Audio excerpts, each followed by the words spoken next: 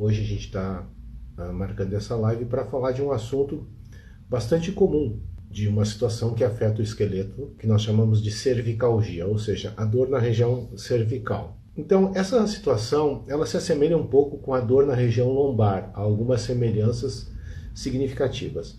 Por exemplo, a frequência da cervicalgia na população em geral é bastante semelhante com a frequência da lombalgia na população em geral, né? Nós consideramos a cervicalgia a segunda causa mais comum de dor osteomuscular depois da lombalgia. Então, na cervicalgia, se imagina que até 20% das pessoas desenvolverão alguma dor cervical. Uma boa notícia é que, na maior parte das vezes, na grande maioria das vezes, essa dor cervical ela terá uma boa evolução e ela não significará uma doença grave, né? Mas existe um pequeno número de pacientes em que a cervicalgia pode representar alguma situação mais preocupante. A gente vai comentar um pouquinho sobre isso. Também uma boa notícia, então, é que a maioria dos pacientes que têm dor cervical normalmente evoluem muito bem em até algumas semanas, né?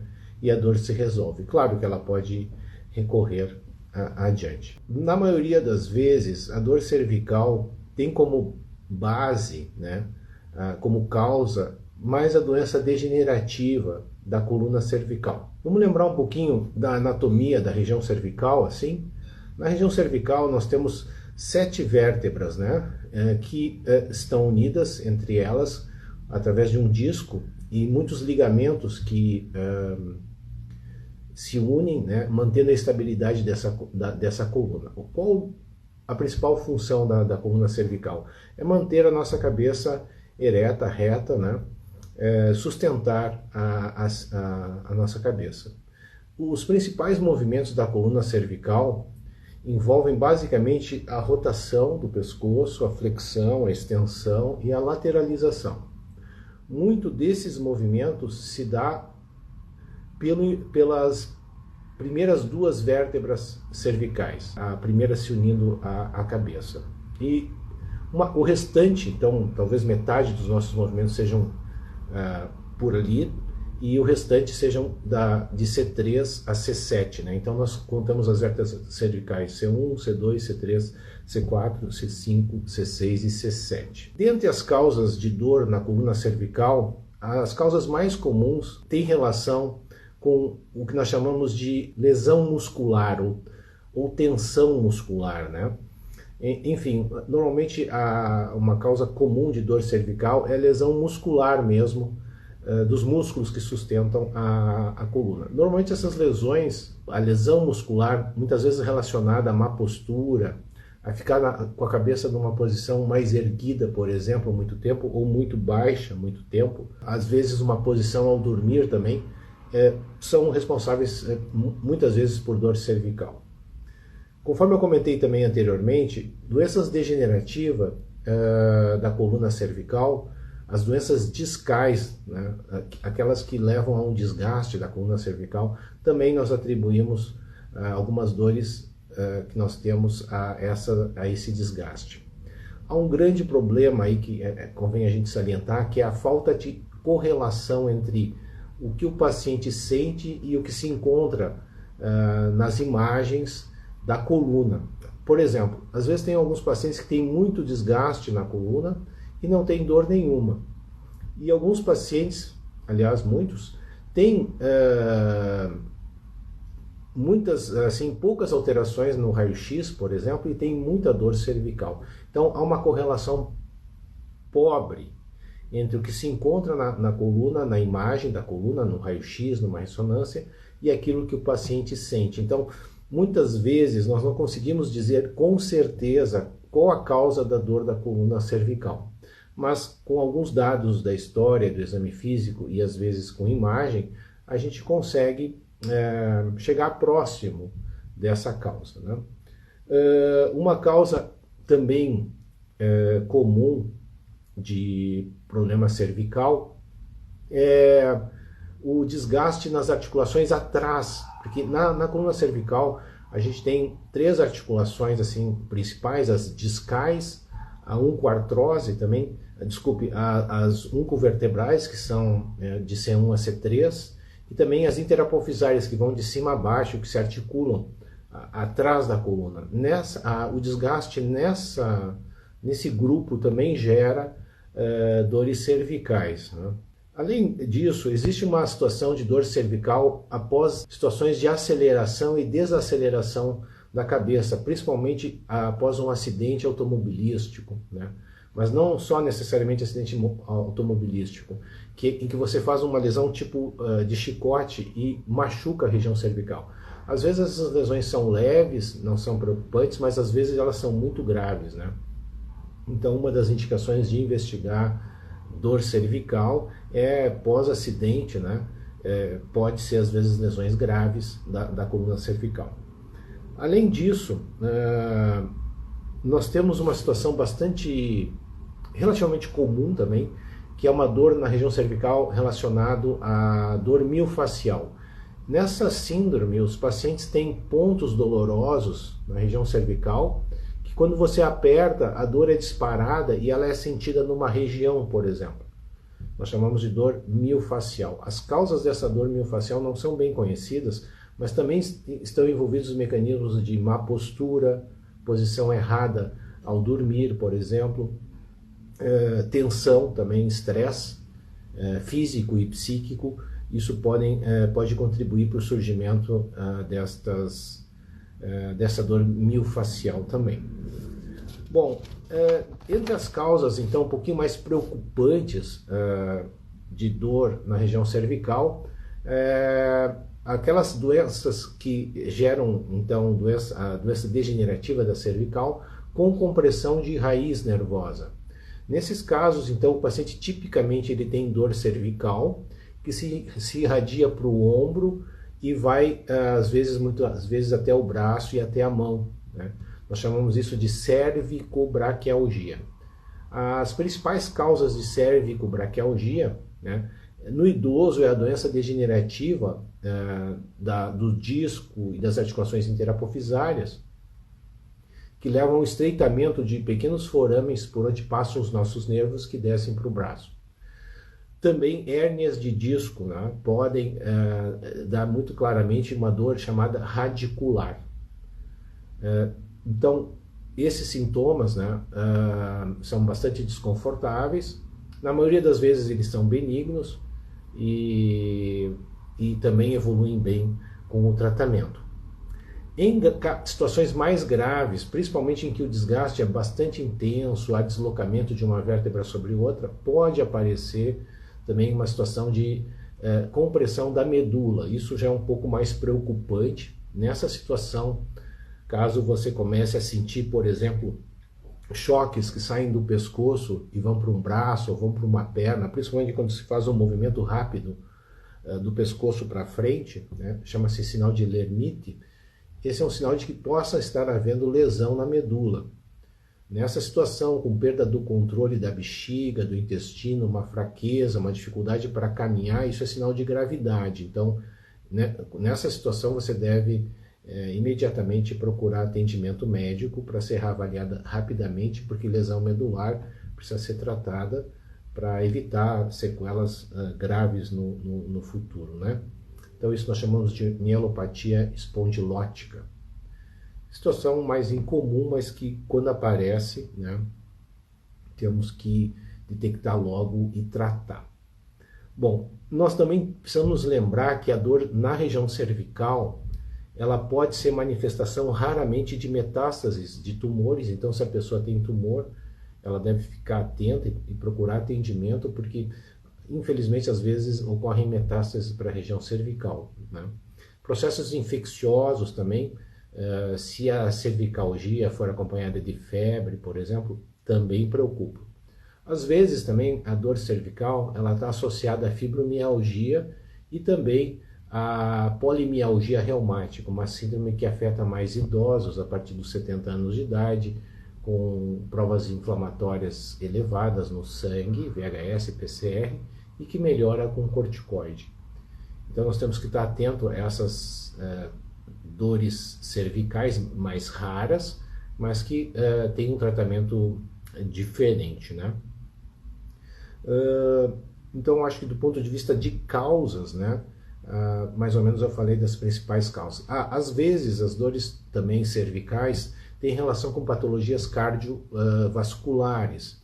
Nesse caso, se o paciente tem dor mais na região anterior cervical, preocupa mais, tá? Porque normalmente as patologias da coluna cervical, elas não se referem, não dão dor na frente. Então, por exemplo, às vezes um infarto pode dar dor na região cervical, aqui mais anterior. Então, esse tipo de dor também é uma dor que não tem relação, a princípio, com problemas osteomusculares. Quando que nós temos que nos preocupar com uma cervicalgia? Então, existem algumas bandeiras vermelhas, né? O termo em inglês chama red flags, que devem nos alertar de que essa cervicalgia tem alguma preocupação. Felizmente, a maioria dos pacientes não tem, mas, por exemplo, se o paciente tem dor na região cervical e tem febre, ou sofreu um acidente automobilístico mais sério, né? Ou se ele teve um tumor no passado, ou se teve uma infecção, ou se ele está com as defesas reduzidas, imunossuprimido, né? Ou se ele está tendo uma dor muito intensa que está afetando muito a qualidade de vida dele e ela está progredindo, né? E se já passou mais de 6 semanas com dor cervical, opa, essa é uma cervicalgia que precisa ser investigada. Se a dor for anterior também, nós precisamos investigar. Então, muito do que o profissional de saúde avalia é se há esses sinais de preocupação. Por exemplo, aquele choque quando faz flexão e vai até um braço ou uma perna, distúrbios de caminhar ou perda do controle dos esfíncteres do intestino, da bexiga, são red flags. Então, o paciente precisa ser avaliado imediatamente para afastar alguma doença, uma compressão medular, por exemplo, né?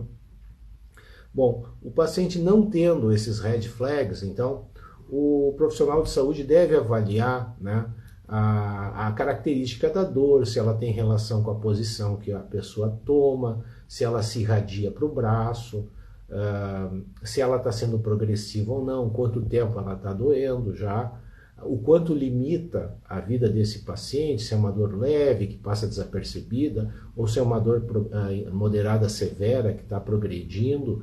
Isso tudo interessa para saber qual a melhor conduta a ser tomada, né? No exame físico, então, o profissional de saúde, a princípio, avalia a região cervical, olha a lordose, que normalmente existe, normal, se o paciente está perdendo essa lordose ou não, avalia o grau de movimentação, seja a rotação, a flexão, a extensão, a lateralização. A perda desses movimentos pode ser tanto por doenças mais leves quanto para doenças mais severas, né? Então, um exame neurológico também, análise de reflexos, né, é importante nos membros. Então, o exame neurológico é bem importante na avaliação da cervicalgia. Então, isso devemos fazer esses exames nos pacientes com cervicalgia. Em relação assim, quando então pedir um exame de imagem para um paciente com dor cervical?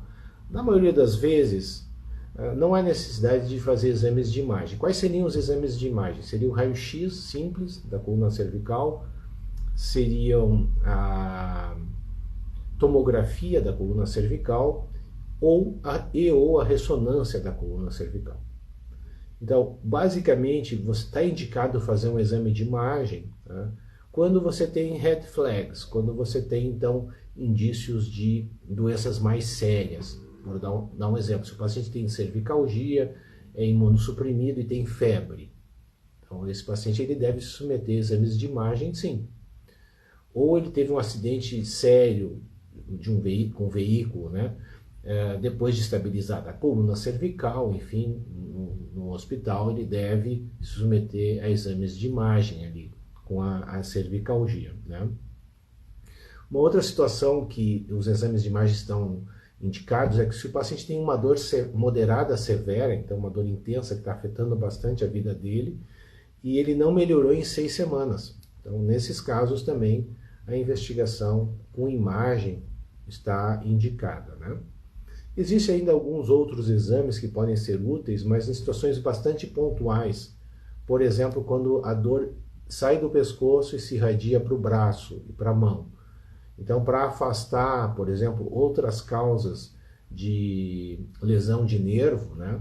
Seja uma neuropatia compressiva no punho, por exemplo, síndrome do túnel do carpo, ou no cotovelo, síndrome do túnel cubital, com o diagnóstico diferencial da cervicobraquialgia, né? Em que alguma doença da coluna ali está comprimindo as raízes nervosas que saem do pescoço e vão para o braço, por exemplo, né?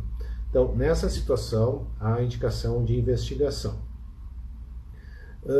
Então, devemos sempre valorizar também a intensidade dos sintomas, né? Então, sintomas que afetam muito a qualidade de vida do paciente, que impedem dele trabalhar, dele se alimentar, dele fazer as suas atividades, devem ser vistos com mais cuidado. Bom, mas lembrando que, na maioria das vezes, a evolução será benigna, né? A ponto da gente, às vezes, então, orientar o paciente, tentar aliviar a sua dor com o tratamento, né? Tentar prevenir novas crises de cervicalgia que podem recorrer, né? E ter uma boa evolução assim. Bom, em relação ao tratamento da cervicalgia, a cervicalgia, então, nós podemos dividir didaticamente o tratamento em não farmacológico e farmacológico. Há um cenário assim, se tu tens uma causa bem definida de cervicalgia, como por exemplo uma causa sistêmica, artrite reumatoide também pode dar dor cervical. Então, tratar a artrite reumatoide vai melhorar a dor cervical. Tem polimialgia reumática. Tratar a polimialgia também, no mesmo caso da fibromialgia. Se tem um tumor, tratar o tumor também melhorará a cervicalgia. Mas nos cenários de cervicalgia, seja ela por estresse muscular, por pontos de gatilho, né? Síndromes miofasciais, seja por doença degenerativa, das estruturas da coluna, né? Nessa situação, então, o tratamento será não farmacológico, inicialmente, dependendo da intensidade da dor, também farmacológico. Esse tratamento não farmacológico ele é muito importante. Primeiro, a gente tem que explicar para o paciente, tranquilizá-lo, né, sobre esse problema, que na maioria das vezes tem uma evolução benigna. Explicar às vezes por que a gente não pede um exame de imagem inicialmente, e explicar que a gente vai seguir o paciente, se não estiver evoluindo bem a gente fará, desde que não haja red flags, né? Havendo red flags, essa investigação deve ser feita logo. Então nós precisamos orientar que o paciente mantenha a cabeça numa posição neutra, né? A maior parte do tempo, essa posição neutra tanto durante o trabalho, nas suas atividades, durante o dia, quanto à noite também. Então, normalmente, o travesseiro não deve ser muito alto. Quando estiver em decúbito dorsal, de costas, né? E se for lateral, se você ficar de lado, mais ou menos essa distância de travesseiros aqui, para manter o pescoço mais ou menos numa posição neutra adequada. Também evitar, então, ficar com o pescoço muito inclinado, por exemplo, assistindo TV na cama, uma situação não adequada, melhor assistir TV sentado. A leitura também deve ser a nível dos olhos, né, nesse nível. O computador também, talvez essa questão também do celular interesse, né? Tratar essa dor e evitar que ela venha também. Então, são cuidados bastante importantes. Na hora da dor, a aplicação de gelo pode ser útil. Cuidado para o gelo pode queimar, né? Lesar a pele, então é bom usá-lo com proteção. Ou até mesmo calor. E a aplicação de calor, toalhas mornas, cuidado para não se queimar também com calor, pode ser feito antes de fazer os exercícios que estão recomendados. Então, os exercícios são exercícios simples. Há vários exercícios. Mas os exercícios que envolvem movimentos da coluna cervical já são um tipo de exercício. Por exemplo, fazer rotações do pescoço, com voltar à posição normal, 10 a 15 vezes, 2 vezes por dia, manhã e tarde, por exemplo, depois mais 10 vezes para o outro lado. Exercícios de flexão também, 10, 15 vezes, né? E exercícios de lateralização, 10, 15 vezes. Exercícios de colocar os ombros para trás também, em apertar os omoplatas, são também bastante interessantes. Então, um educador físico, um médico, um educador físico, um fisioterapeuta tem condições de orientar esses exercícios que têm um papel muito importante, tá? Muito importante no tratamento da dor e no controle da recidiva da dor. Por exemplo, carregar bebês, por exemplo, bolsas, mochilas, podem ser ruins para a região cervical. Então, se possível, evitar mochilas, bolsas e também carregar objetos ou pessoas mais pesadas, né? Seria importante. Então, por exemplo, com o bebê, usar o carrinho para o bebê, né? Evitar mochilas e bolsas pesadas também podem ser bem interessantes, pessoal. Em termos de medicamento, né, nós tranquilamente podemos usar analgésicos simples, como o paracetamol, dipirona, né, e também anti-inflamatórios, como ibuprofeno, naproxeno, desde que nós não tenhamos contraindicações, né, a essas medicações como alergias, história de úlcera ativa, sangramentos. Então, claro, essas medicações devem ter alguns cuidados no uso, né? E o médico, o profissional, tem condições de orientar o que seria melhor. Também está descrito que técnicas de relaxamento, como algumas atividades de relaxamento de exercícios, tai chi, por exemplo, yoga, podem ser benéficos na cervicalgia, né? Quando o estresse é muito intenso e ele está por trás da cervicalgia, também técnicas de terapia cognitivo-comportamental também podem ser úteis nos pacientes, né? A maioria das vezes não se precisa disso, mas às vezes isso pode ajudar, né?